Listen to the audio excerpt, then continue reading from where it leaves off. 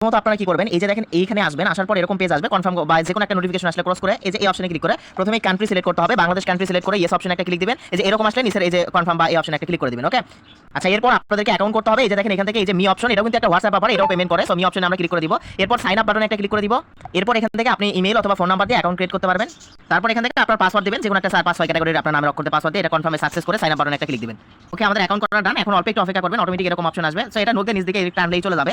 এখন আপনার কাজ কি দেখেন, এখান থেকে যে গেট অপশনে ক্লিক করা, গেট অপশনে ক্লিক করে ওই যে হোয়াটসঅ্যাপ কানেক্ট করতে হবে। কিভাবে কানেক্ট করবেন, এখানে কিন্তু ভিডিও আছে, ভিডিও দেখে আপনি কানেক্ট করে নেবেন। তো যাই হোক, এখান থেকে যে হোয়াটসঅ্যাপ কানেক্ট করতে হবে, এই যে হোয়াটসঅ্যাপ এই অপশনে একটা ক্লিক দিতে হবে। আচ্ছা হোয়াটসঅ্যাপ কানেক্ট করবেন কিভাবে, এখান থেকে এই যে দেখেন এইটার উপর একটা ক্লিক দিবেন, এটার উপর একটা ক্লিক দেওয়ার পর সেখানে একটা ক্লিক করবেন। ক্লিক করার পর এই যে এখান থেকে একটা কোড দিবে, এই কোডটা অবশ্যই কপি করবেন। আর এই গেট কোডে ক্লিক করার পর উপরে দেখতে পারবেন আপনার হোয়াটসঅ্যাপ থেকে একটা নোটিফিকেশন দিবে।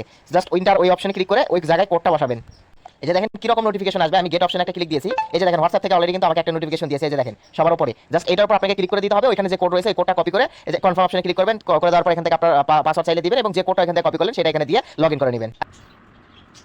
আচ্ছা অনেকেই বোঝেন না যে ইনভাইট করার সাথে সাথে আপনার বন্ধুদেরকেও কিন্তু হোয়াটসঅ্যাপ কানেক্ট রাখতে হবে, এটা হোয়াটসঅ্যাপেরই কাজ।